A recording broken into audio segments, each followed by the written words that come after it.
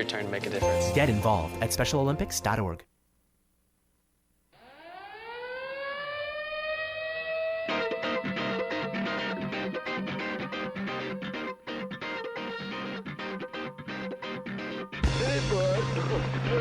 Now it's time for Toker Talk Radio, the voice of the marijuana nation. What are you people? On dope? Where you can toke. I inhale frequently. Or you can talk. I experimented with marijuana and didn't inhale. Or you can toke and talk. 10 federal criminal penalties for possession of up to 1 ounce of marijuana. While we talk about toke on Toker Talk Radio. So, by the way, when it comes to pot, if you're 40 years old, you live in a log cabin in Oregon, you got 12 giant pot plants in your backyard, have a ball. Live from beautiful Portland, Oregon at Rolla J Studios. Hey, this is great. Yes, not cannabis. Plus your calls live at 971-533-7111. They're walking on their pants with their cap on backwards, listening to Enema Man and Snoopy Poop Dog. What's to keep somebody from getting all potted up on weed and then getting behind the wheel? Gateway theory doesn't work. It's a reality. Holland, is it real? Don't tease me. We're locking up people that take a couple of puffs of marijuana, and the next thing you know, they got 10 years. And now, here's your host, the guru of ganja graphics, the sultan of sativa statistics, and the worst nightmare of a reefer mad prohibitionist. A polite, perspicacious, productive pothead with a propensity for PowerPoint. Radical Russ Belville. Welcome, tokers, tokettes, and non-toking lovers of liberty. It's hour 2 here on Back to the Future Day. That's right, folks. It's Back to the Future Day. If you remember the movie Back to the Future 2, old Marty McFly set the DeLorean's flux capacitor for October 21st, 2015. The future has finally arrived.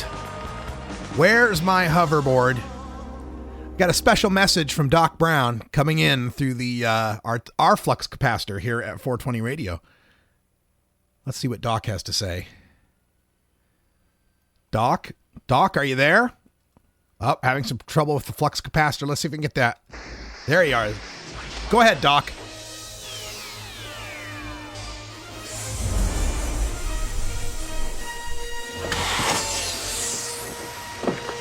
Great Scott! If my calculations are correct, it is now precisely October 21st, 2015. The future has finally arrived. Yes, it is different than we all thought. But don't worry, it just means your future hasn't been written yet. No one's has. Your future is whatever you make it. So make it a good one. Thank you, Doc Brown. Coming in to us from our flux capacitor here at Rolla J Studios in beautiful legal Portland, Oregon. Strangely enough, though, Back to the Future 2 is not available on Netflix today. You'd think this would be the day that you could go watch it on Netflix. Nope, can't find it. I'll have to go look again after the show. Coming up on the show later on, we are going to get into some reefer madness debunking. I don't know if you've seen the headlines on NBC News, CBS News, Wall Street Journal. Apparently, more of you are smoking pot and getting addicted to it. Oh no, the horror, the danger. Yes, the terror. So we'll talk about that coming up after our next commercial break. Then at the 420 break, it's World Wednesday. We're going to be changing the name of the segment as soon as I can get the new voiceovers recorded. We're going to go from being Irie Wednesday to being World Wednesday, because Gordon Green's Music Planet is far more than just Irie music. It's world music. And on the 420 break today, to get your smoke on, and I will join you with the Strong Silicone glow-in-the-dark unbreakable bong from Strong Silicone. At 420, we're going to be hearing from La Cabra Mecanica, which is the mechanical goat. And the tune is entitled Felicidad, and it'll go out there to Taylor Swift and the rest of Doug Fine's goats out there. I'm going to dedicate the song to Doug Fine's goats. Why not? La Cabra Mecanica coming up at 420. And then in the second half of this hour, we'll get more from the Virginia NORML Conference. State Senator Adam Ebbin stopped by to speak to the folks at the cannabis conference. Openly gay man, state senator in Virginia, standing up for marijuana legalization.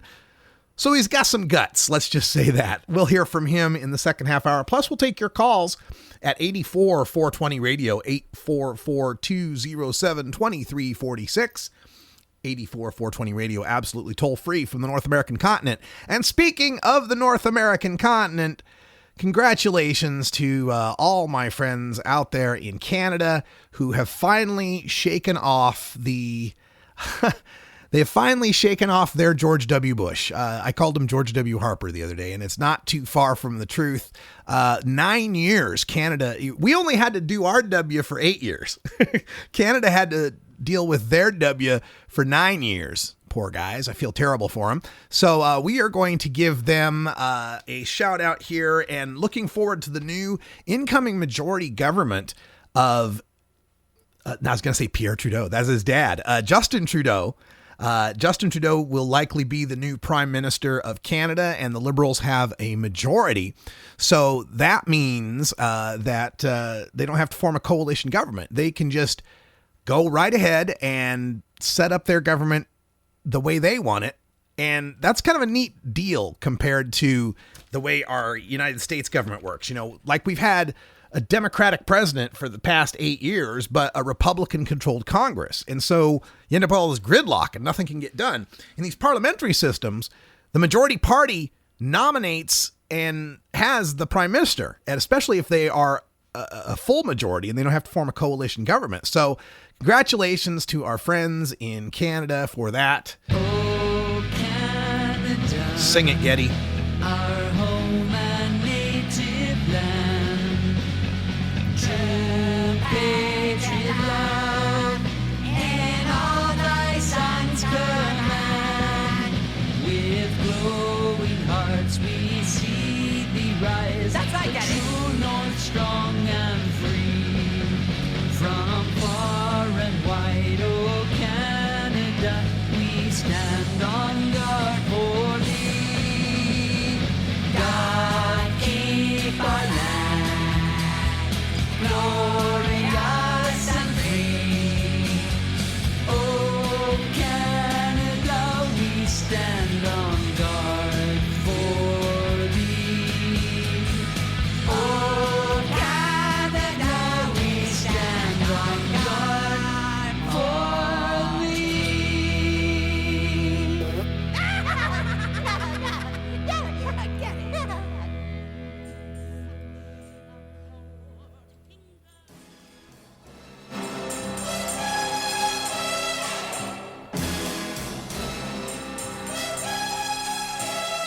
America's RR7 secret agent of progressive change. The name's Belville. Russ Belville. This is the Russ Belville Show. I love that version of Oh Canada. Geddy Lee and Alex Lifeson from Rush on the South Park Bigger, Longer, and Uncut soundtrack. When we come back, we're going to debunk some reefer madness out there. The news media completely freaking out over this latest report about marijuana use doubling in the United States over the past decade and supposedly a doubling of marijuana addiction as well. We're going to show you exactly why that's pure bullshit when we come back.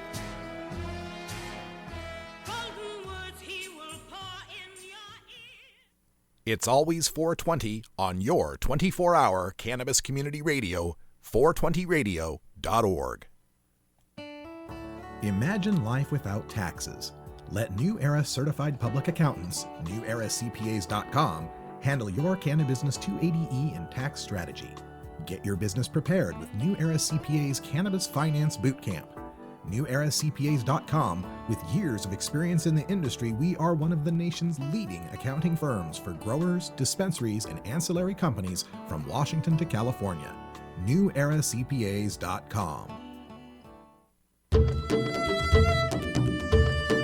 Expand your horizons and join us every Wednesday night for Gordon Green's Music Planet. You'll hear an eclectic mix of music from all around the world. Catch the first show of the month for an intro to world music. It's Gordon Green's Music Planet, Wednesday night at 8 p.m. Pacific, with replays weekends at midnight on 420radio.org.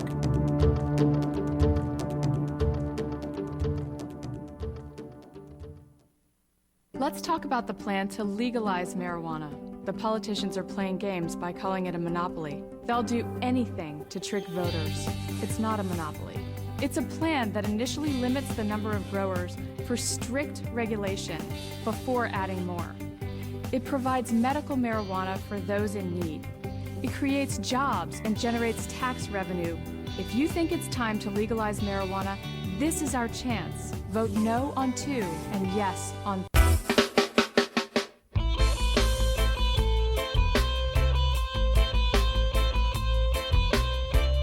Music from Revolution to bring us back to this next segment. That's Bump from Revolution. That's kind of some Irie music for a World Wednesday. Liking that. Happy Back to the Future Day, everyone. October 21st, 2015 here. But we need to dig into the present and some reefer madness that's being spread around by the large news organizations. Let's get right to it, shall we?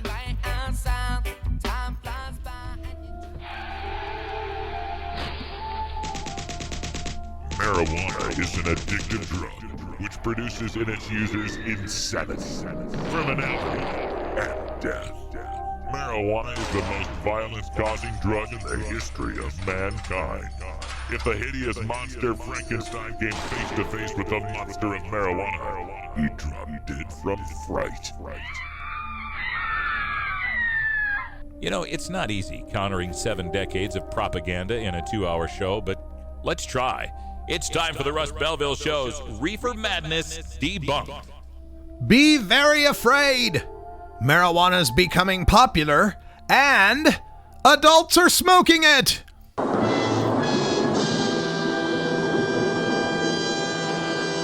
Yeah, so maybe you've seen these recent headlines from CBS News, NBC News, and the Wall Street Journal. First one, marijuana use doubles among U.S. adults. How about that? Seems that when you go from 8 medical marijuana states as of 2002 to having 21 medical marijuana states and 2 fully legalized states as of 2013, more adults seem to be using marijuana. Wow.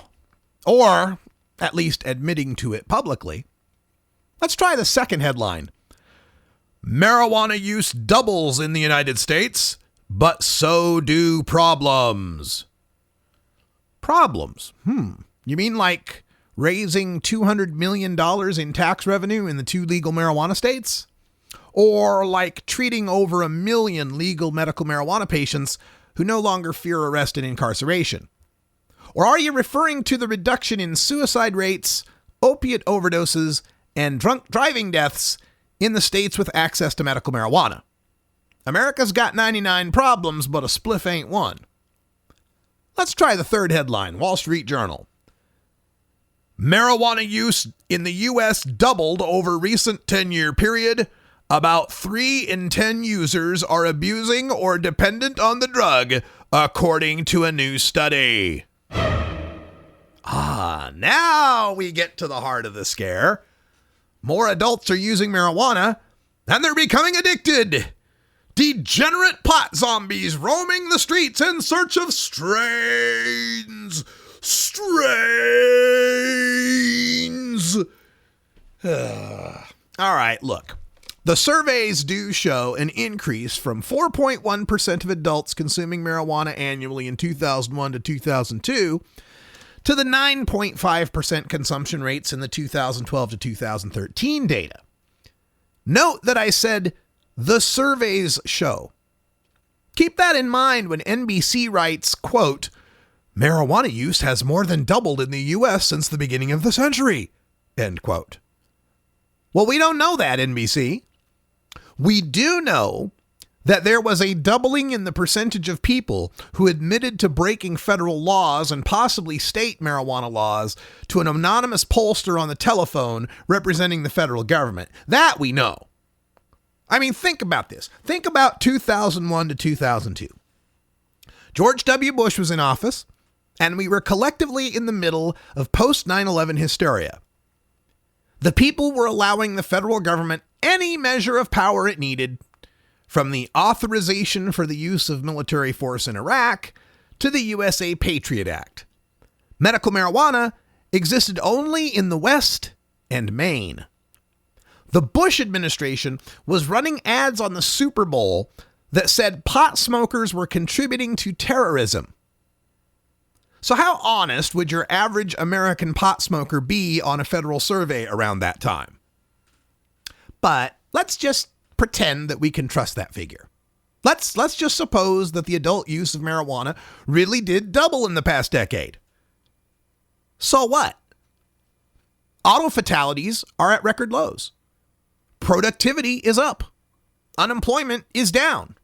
Crime is down. And the support for marijuana legalization has once again reached the all-time high of 58% in the latest Gallup poll.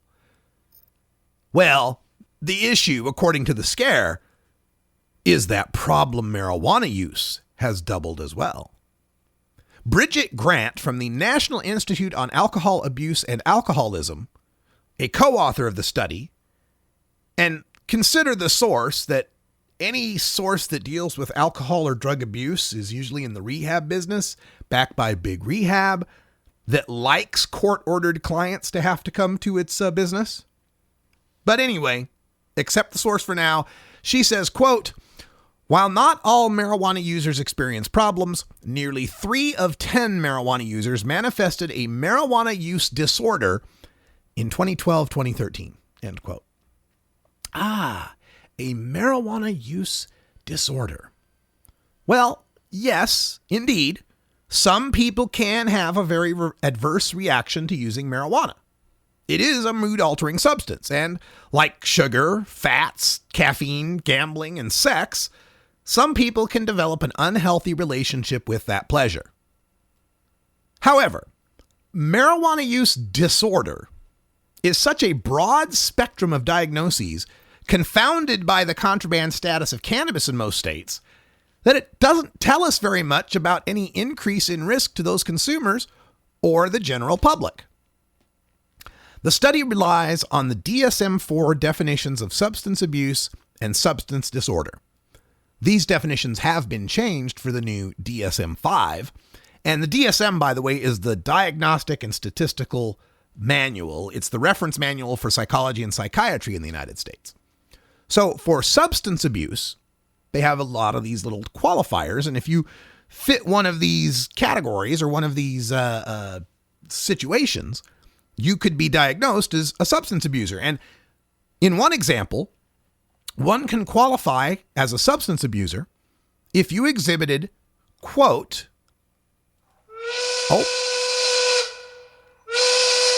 Hey, bud, let's party. If you demonstrated an inability to watch the clock. I thought we had a whole lot more time on that one. Well, anyway, the gist of it is the definitions for substance abuse and substance disorder pretty much mean that any person who is a regular consumer of marijuana fits the definition of having a disorder. So if marijuana use has gone up by double, then of course the number of people with a problem of it, by their definition, has gone up by double. Tjena, jag heter David, PKA The Dirtball. Vi ska röka hela tiden, alla år. Oregon has joined Washington and Colorado in legalizing marijuana. We're Portland NORML, the National Organization for the Reform of Marijuana Laws chapter in Portland, Oregon. Join us as we celebrate the launch of an exciting new era in marijuana freedom in Oregon. Our job has just begun. Powerful interests want to white out the most important portions of Oregon's legalization law. By joining Portland NORML, you add your voice to the thousands who voted for Measure 91 and want it to be implemented as written. The people have spoken. Now it is time for the legislature to obey the will of the people. Find out more about Portland NORML at portlandnormal.org. Attend our monthly membership meetings on the fourth Saturday of the month. See our website for more details. Portland NORML, ensuring responsible adult marijuana consumers are afforded the same rights, privileges, and responsibilities as beer drinkers. I'm sure you've heard about the ballot issue to legalize marijuana, and you're probably wondering, does this plan make sense? How will it make Ohio safer? And what does it mean for me? Go to responsibleohio.com and get the facts. As a police officer, I walked the beat, served on the Vice Squad and SWAT team, and became an expert on drug addiction. I saw firsthand the effects of Ohio's destructive marijuana laws. Simply put, they don't work. Ohio spends over $100 million each year on this failed effort. It's time for marijuana reform, so law enforcement can spend their time cracking down on real criminals and making Ohio a safer place for our families. Vote yes on 3.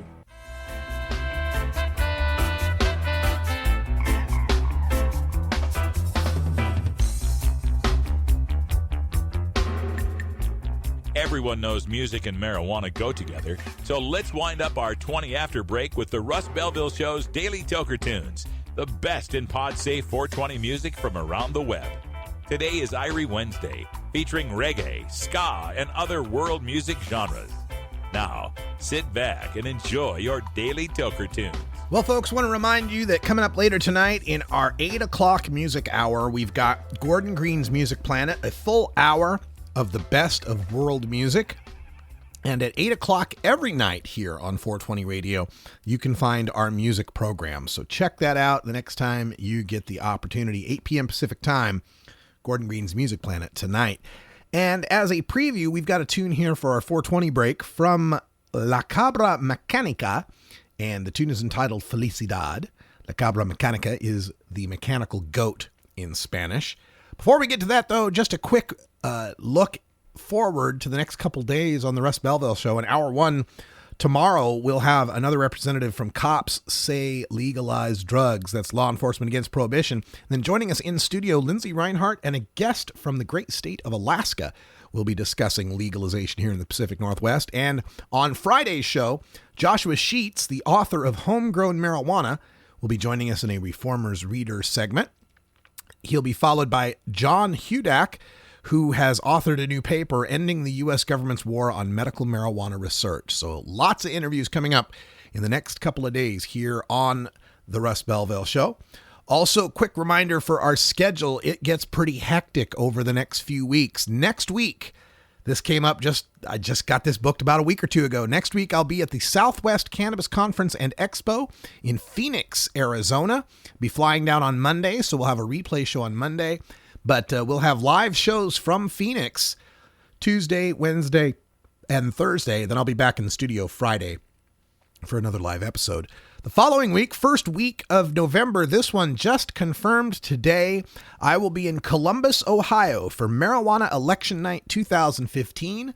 We will be covering the election results for Issue 2 and Issue 3 in Ohio, and we will find out whether or not we'll have legal marijuana, or we'll have a court battle, or we'll not have legal marijuana in the state of Ohio. Also, I will be on Thursday that week, November 5th, speaking at a Women Grow event in Columbus. So looking very forward to that, spending a week in Ohio. But again, that means some flights, and it may mean on Monday, no live show again, and perhaps not on Friday as I fly back. I haven't yet got the flight information, but I will keep you all posted. The following week, on November 11th, Veterans Day, we'll be off because I will be en route to Negril, Jamaica for the High Times Cannabis Cup in Jamaica. That'll be over that entire weekend, followed the following week by a visit to Washington, D.C. to cover the Drug Policy Alliance Biennial Conference, the Reform Now Conference for legalization of all drugs. All of these schedules can be found on 420radio.org/schedule. Now let's get to our Daily Toker tune for our 420 break. This is La Cabra Mecánica with Felicidad, courtesy of Gordon Green's Music Planet.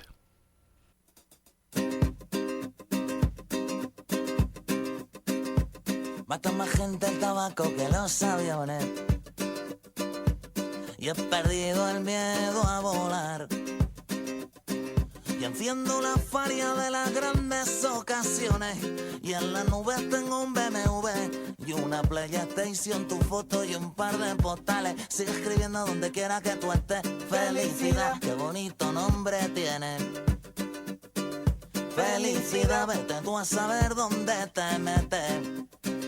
Felicidad, cuando sales sola a bailar y toma 2 copas de más y se te olvida que me quieren. Y toma 2 copas de más y se te olvida que me... Nada más ver que le dije a mi sentido común que no me esperara levantado. Y al volver a casa una nota en el living room y un adiós en los morros. Y desde entonces duermo solo, finito, acabado, caramba, y pagando los recibos de la luz. Felicidad, qué bonito nombre tienes. Felicidad, vete tú a saber dónde te metes. Felicidad, cuando sales sola a bailar y tomas 2 copas de más y se te olvida que me quieres. Y tomas 2 copas de más y se te olvida que me quieres.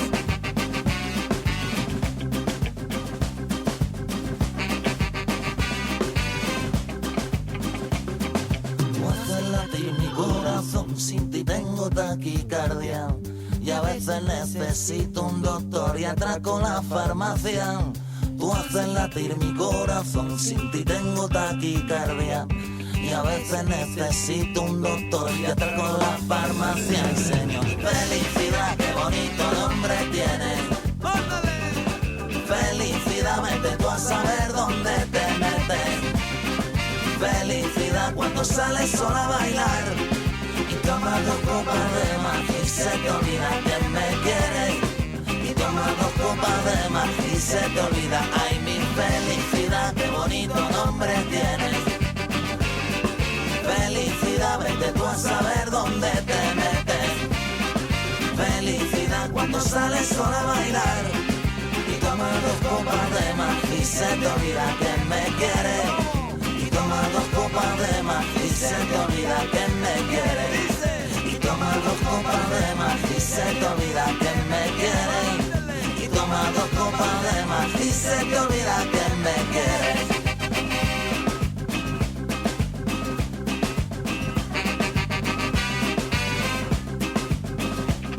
Cuando menos lo esperaba, de pronto un día ya a mi puerta llamó la alegría. Resulta que tenía tu carita, que estabas tan rica que devoré tu piel, tu carne y tus espinas y rebañé. Cosuco, rebañé. Desde entonces en verano nunca pido ensaladilla. En antes de 2 horas de digestión me tiro al mar y he dejado de abusar del tabaco, del café, del tinto y del Prozac. Pura felicidad, pura felicidad. Pura felicidad, pura felicidad, pura felicidad, pura felicidad, pura felicidad.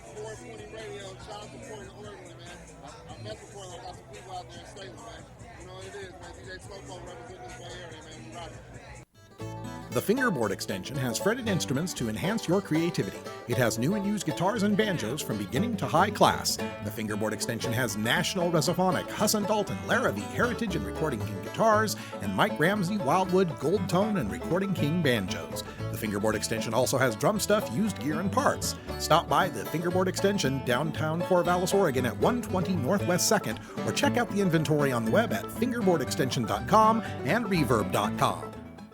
Hey everybody, it's Radical Russ here from 420 Radio, inviting you to be like me and get your ink done at Lucky Horseshoe Tattoo, Fort Worth's most female-friendly, clean, sterile, awesome tattoo shop. Thomas and his crew are true artists who can design you a custom piece or use a design you bring in.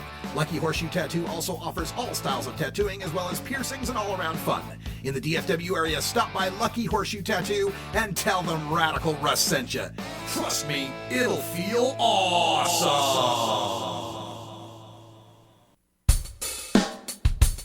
You take a seed, you plant it, you grow it, you dry it, you roll it, you smoke it, and it goes down smooth. Hey! Hi, this is Radical Russ Belville in beautiful legal Potland, Oregon, inviting you to join me every weekday for the Russ Belville Show. I cover the latest in marijuana news, cannabis science, and 420-friendly events with my own radical twist of opinion, humor, and daily Toker tunes.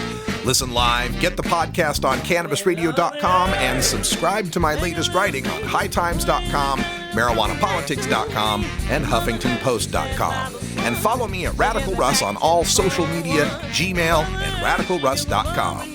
It's the Russ Belville Show, the voice of the marijuana nation, recorded live every weekday on CannabisRadio.com. We love the earth.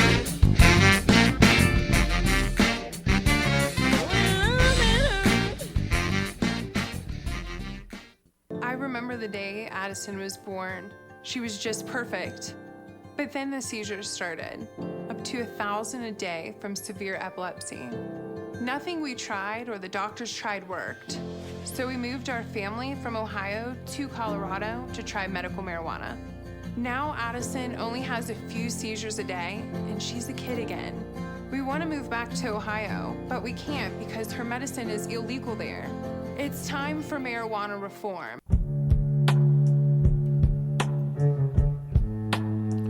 Welcome back, everybody. That's music from 10-Foot Ganja Plant with Chanting Nyabingi. Let's hope I pronounced that close to right. Quick update in news from the state of my birth. I can't say my home state anymore. My home state is Oregon. But the state of my birth, Idaho, is now completely surrounded. Completely surrounded. Washington and Oregon have legal marijuana. Nevada has medical marijuana and is going to have legal marijuana in 2016. Utah has legal cannabidiol oil and is looking to expand that perhaps to more conditions or even possibly expand to having legal edibles and tinctures, non-smokable forms. Wyoming has just passed a medical cannabidiol bill recently. And Montana is a medical marijuana state. Add to that the Liberal Party winning a majority in Canada's parliament, and they're going to legalize marijuana, or at least seriously decriminalize it. And they already have medical marijuana through Health Canada. So the state of Idaho is completely surrounded on all sides by states that have some form of marijuana reform. The Idaho Senate had voted at one time that it would always be illegal to have marijuana in the state of Idaho. But they've changed their tune on that, in that the Idaho legislature voted for a bill earlier this year to legalize cannabidiol oil, much like Utah and Wyoming already have. It was vetoed by their governor, Butch Otter. Vetoed it. Worried about the slippery slope, you see, of epileptic kids getting oil that can't get them high. Might lead to teenagers smoking dope or something. Well, Butch has done an about-face and has recently signed an executive order that will allow 25 kids, specifically, to be able to use cannabidiol oil as a trial in the state of Idaho. So it's not a CBD-only law in the state of Idaho, but just a CBD only for just these 25 kids executive order. That's how much some of these states are going to drag their heels and go kicking and screaming into the new paradigm of legal marijuana. I'm just sad to say that it has to be the state of my birth, the gem state of Idaho.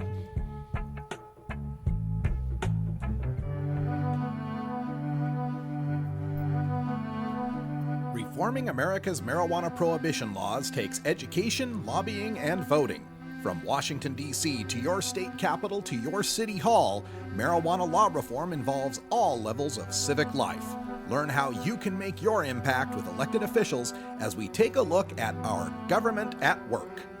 So I've returned from the Virginia NORML Conference in Richmond, Virginia, and at the end of the conference, there was a raucous fundraiser, kind of impromptu ad hoc thing that just happened as people were talking about a man who I've come to know now as one of the most anti-marijuana reform state senators in America.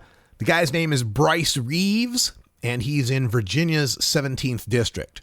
Now, Virginia, of course, doesn't have the initiative process, and so as a sign said there at the conference, Virginians can't change the laws, so let's change the lawmakers. If you're going to change a lawmaker, this Bryce Reeves fella is the perfect target for change. In February of 2015, the Virginia Senate joined many other southern states in approving a bill to allow an affirmative defense for parents who treat their child's intractable epilepsy with CBD oil. Bryce Reeves was the only senator to vote against that bill. Now keep in mind, this was literally the least Virginia could do for these desperate parents. They'd still have to risk being interstate drug traffickers for bringing the CBD oil in from out of state. They'd still be arrested for felony possession if they are caught with it in Virginia. The affirmative defense just means that after the parents have been arrested, cuffed, hauled to jail, booked, fingerprinted, photographed for their mugshot, arranged to make bail, hired a lawyer, lost their kid to Child Protective Services, and then went to court, then they could argue to the judge that they were using the CBD oil that cannot get anybody high to treat their seriously incapacitated child's epilepsy, and then the judge would dismiss the charges. Senator Bryce Reeves voted against that.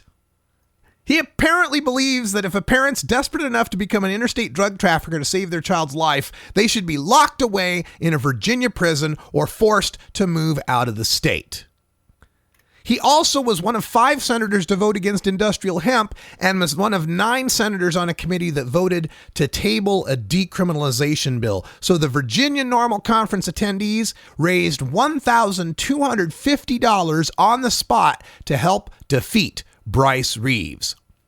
Now, on the other side, you get gentlemen like State Senator Adam Ebbin. The 30th District served as the Chief Deputy Commissioner of the Department of Labor and Industry. He's been a member of the House of Delegates from 2004 to 2012 and currently in the State Senate, finishing his first term.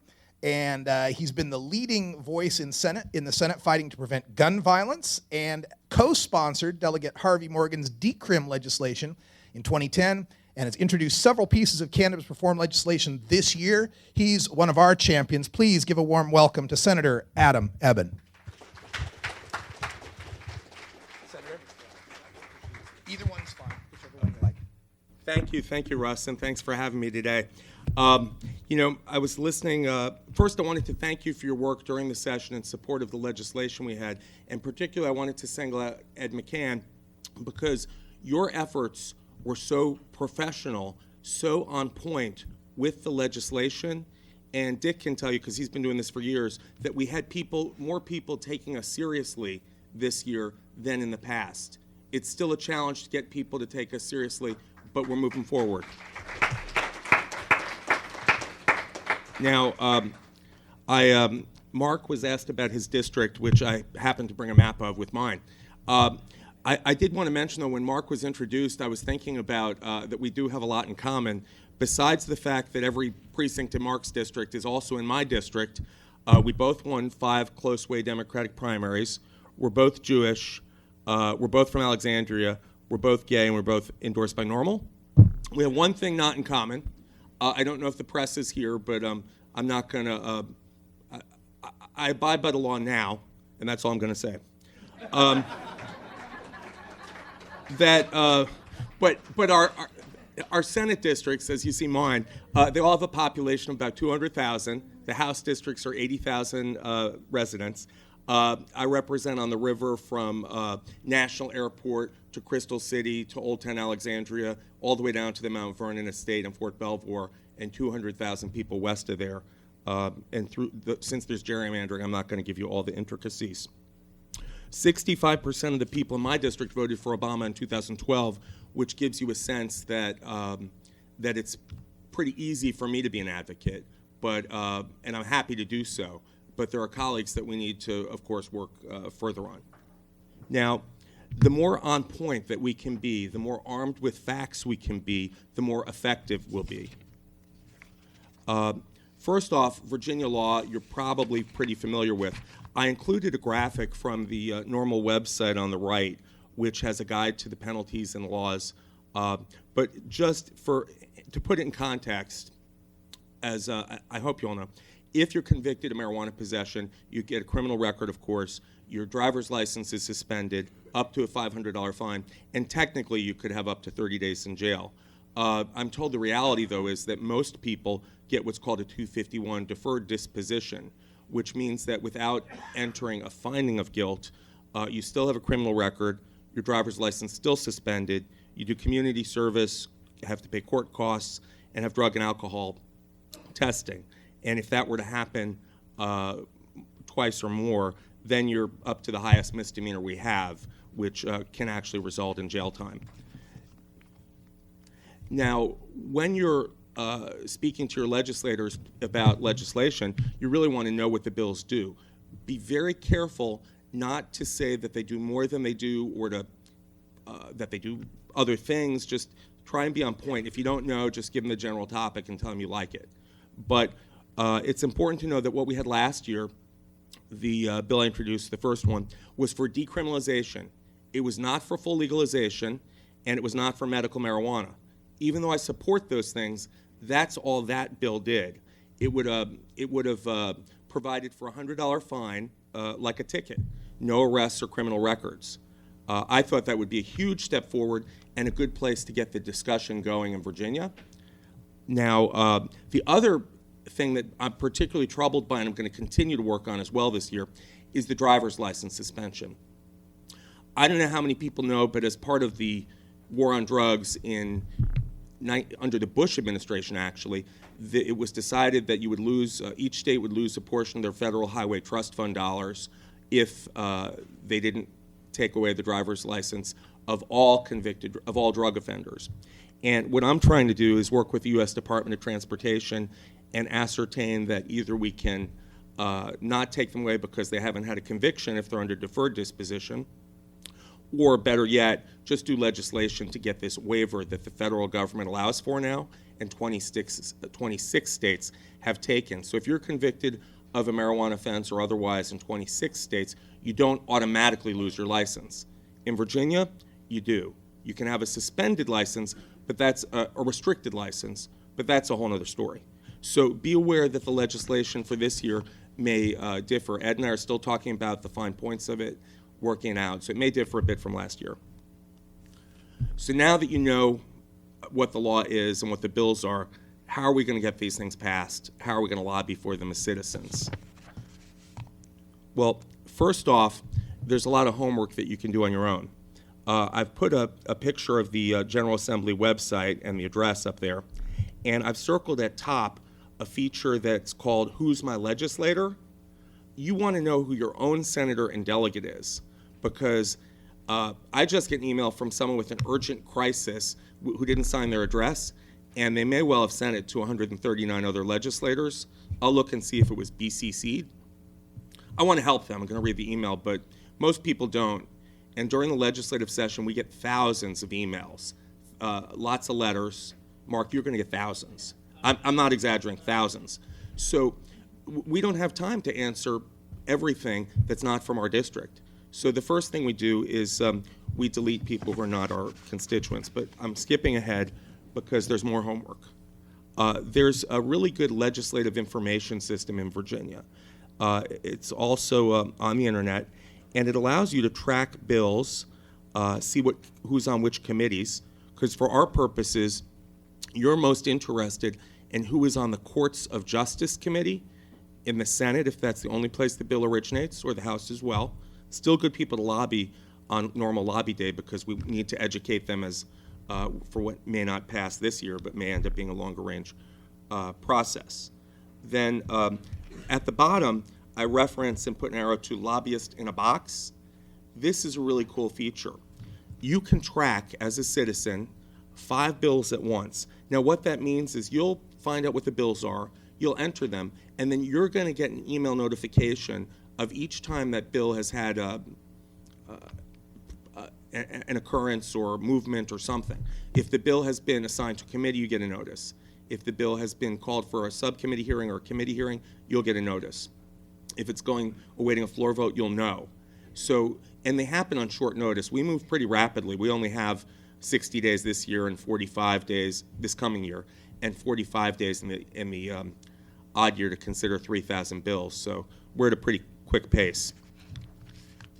Now, obviously, when you're more professional and courteous to my colleagues, they're going to be more better listeners, we hope. They're not all great listeners, but to get elected, generally you have to listen and be nice to people.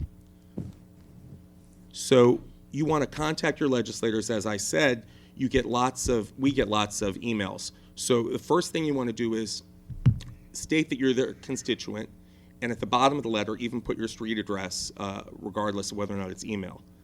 Then if you have a bill number, state the bill number because, again, there are 3,000 pieces of legislation. And then one of the most important things, no matter how you contact your legislator, is to establish commonalities. I've had people come to my office over the last 12 years and say, I went to high school with your sister. I'm from your hometown. We went to college together, but I was a different year. And of course, it makes you want to know them better or listen to them more. And if you're a Republican and you have a Republican legislator, please mention that to the legislator. If you ever worked on their campaign or met them at a community forum or know their whatever it is, tell them.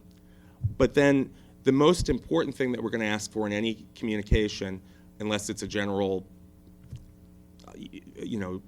meeting where you don't have a bill or something, is you want to give them a specific ask.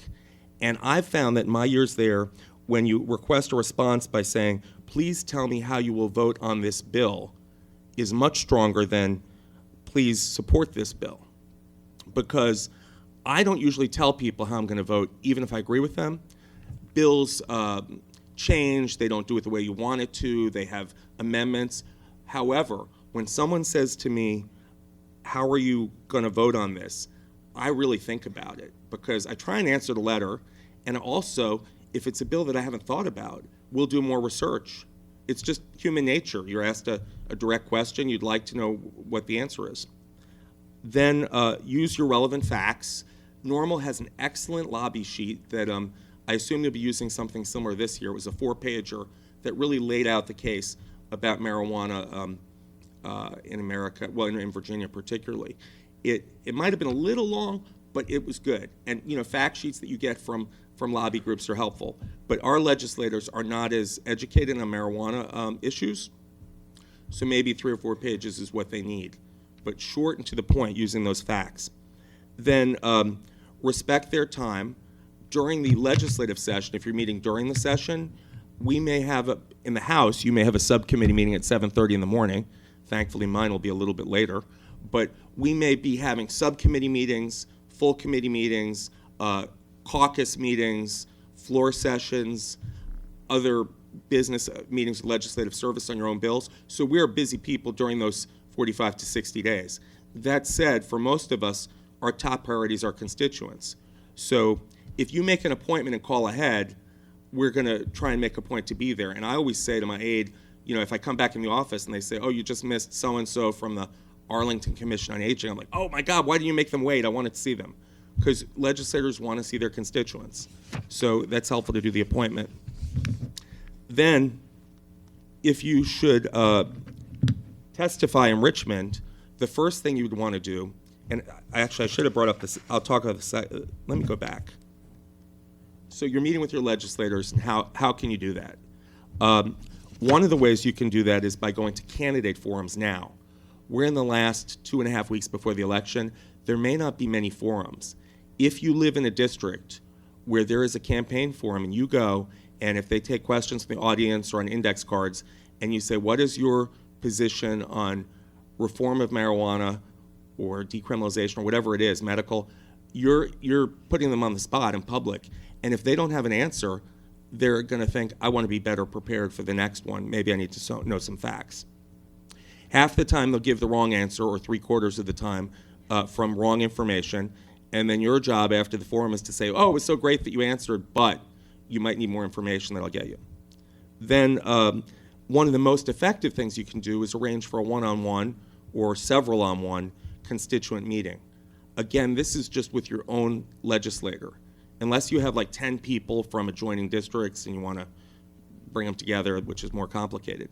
But if I get a request from one person, I try to meet with them if I can work it in during my office hours. If not, my aide meets with them. If we get a request that 5 of my constituents want to meet with me, I'll rearrange my calendar to try and accommodate them. Then, before you get to Richmond this year, we hold public hearings. Most places in the state hold them. Mark and I will have one in Alexandria City Hall with our delegation. There'll be another in Arlington County Government Center with the Arlington delegation that we both belong to. Then there'll be a hellacious one in Fairfax where 25 legislators are the Sunday before the session, or Saturday before the session. And at those public hearings, we don't talk. You talk. We listen, and typically the public has up to 3 minutes to speak, and as many people as come can speak.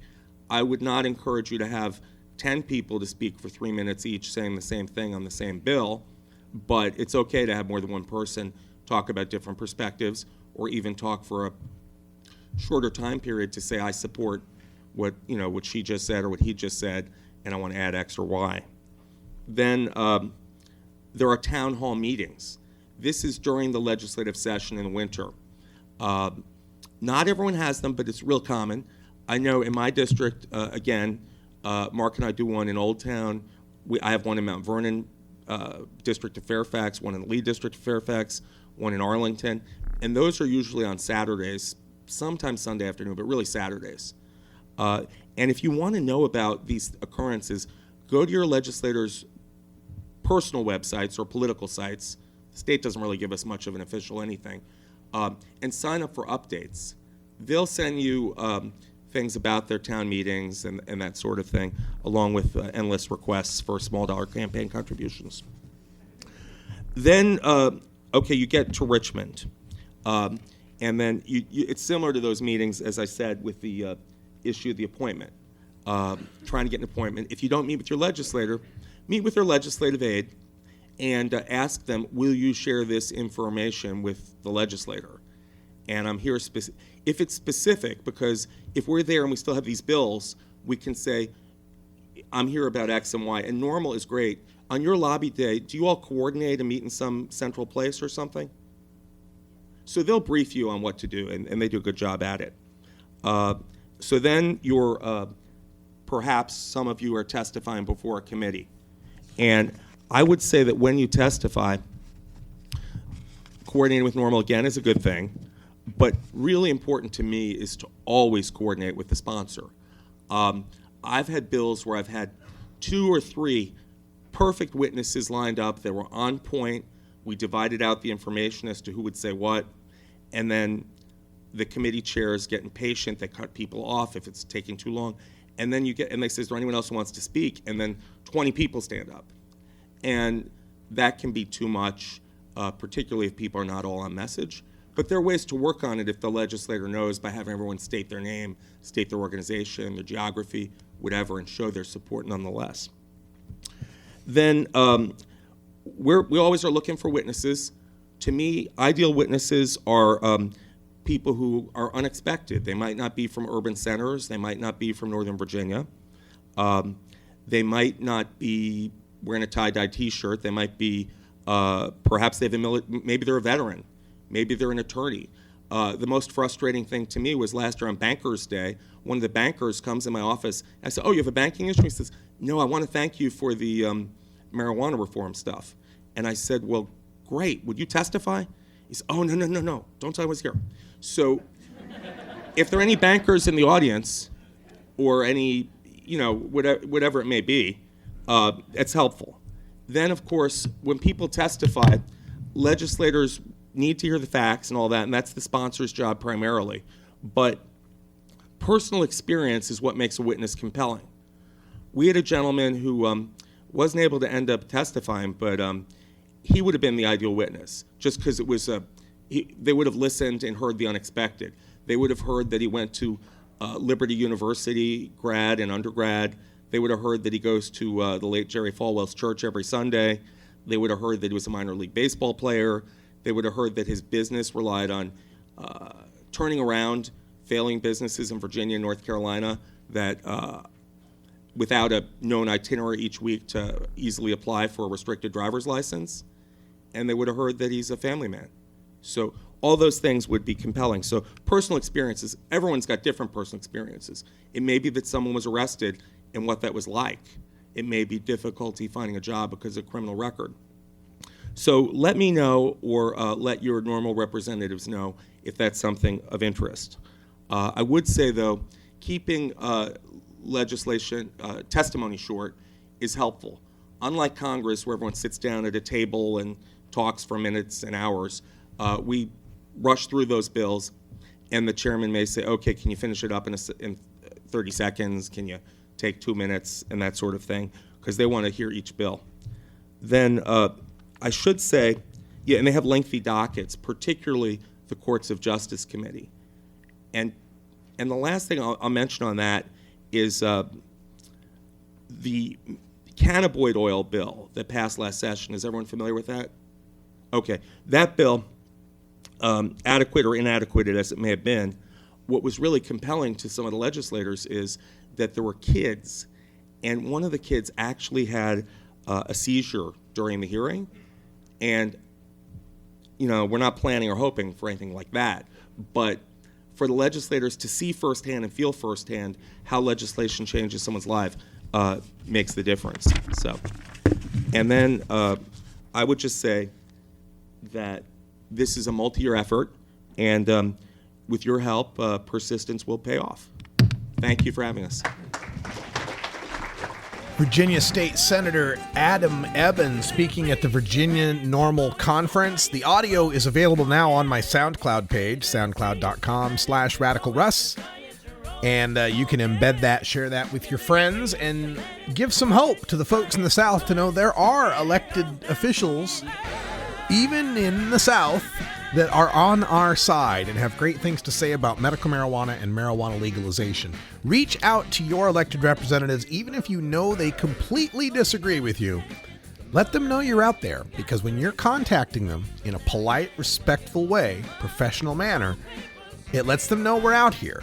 It lets them know that we can raise money too, as Virginia proved, raising $1,250 against an anti-pot state senator in just 10 minutes. We've got some political power. That's all the time we got. Time flies when you legalize. Thanks for joining us, and until next time, take care of each other, tokers. This is the Russ Belville Show. The Russ Belville Show is blogging and podcasting daily at radicalruss.com. You take a seed, you plant it, you grow it, you dry it, you roll it, you smoke it. You take a seed, you plant it, you grow it, you dry it, you roll it, you smoke it.